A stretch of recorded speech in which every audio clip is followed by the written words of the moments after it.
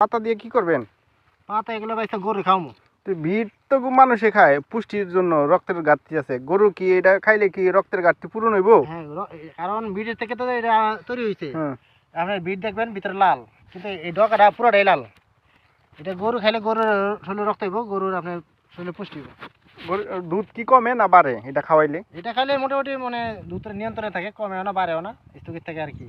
এত পাতায় পাতায় দেখা যায় প্রচুর পরিমাণে মানে রসালো পাতা, এগুলো রসের পাতা মানে পুরা পুরা রসালো। রসালো না? আপনি এই দেখেন, যদি এবার চিপ দেই, রস বাইরে এই দেখেন, এই দেখেন রসটা শুধু লাল, এই যে একদম লাল টকটকা। এটা খাইলে গরুর প্রচুর মানে রক্তের ঘাটতি পূর্ণ হয়, রুচি হয়, মুখে রুচি হয় না? হ্যাঁ। খাওয়াইলে কোনো ক্ষতি নেই তো?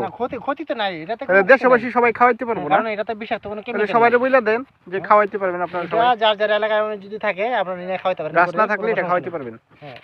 আচ্ছা।